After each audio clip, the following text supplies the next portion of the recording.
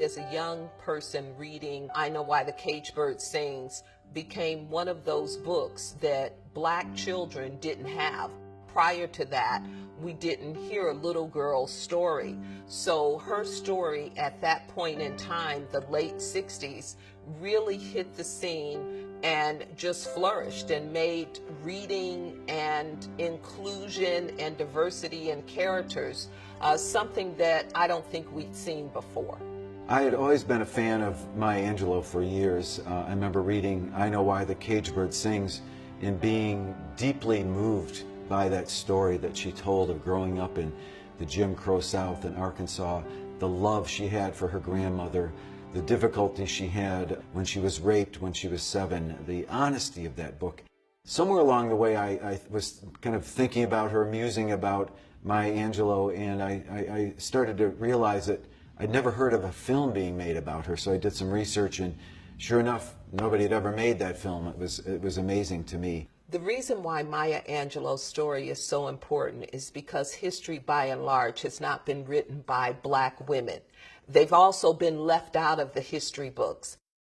Her birth in the Jim Crow South in 1928 to the Great Migration in St. Louis in the 30s, and with Porgy and Bess, her traveling with the State Department, to the women's movement, to the arts movement, and working with both Martin Luther King and Malcolm X, what you get is you get a historical perspective of this country that we haven't had before.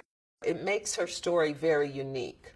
Guy Johnson, who is Maya Angelou's son, is, in my opinion, one of the most compelling people in the film. He's a tremendous storyteller. He also has an amazing wry sense of humor. Through his story, really, he's able to walk us through her story because he grew up living with her. She raised him as a single parent, and he talks about the struggles they went through. He also talks about the joy of things that they went through. He describes in detail how Maya Angelou met James Baldwin and Malcolm X and Martin Luther King and other people like that.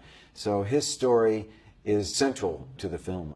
Working on film, television, broadcasts for the past 30 years, I've never seen anyone go back into time and drop you into that space where they're telling the story. She gave 100% of herself. She remembered. I think it was cathartic for her. You could feel the story, you could feel the emotion, and you could feel the truth in her words. People often remark to us after seeing the film how uncanny the film is in terms of how it's relevant to what's happening today with the Black Lives Matter movement, with the gulf that we have in our society.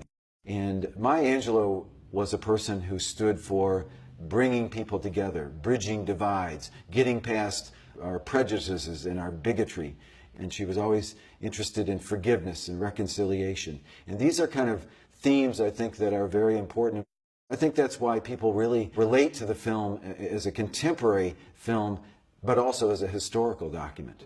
We start the film with these words: "You may encounter many defeats, but you must not be defeated." That in fact it may be necessary to encounter defeats so we can know who the hell we are. That's how life is. We have one defeat after another in a sense, but still we rise, still we go beyond those defeats, and we must not be defeated.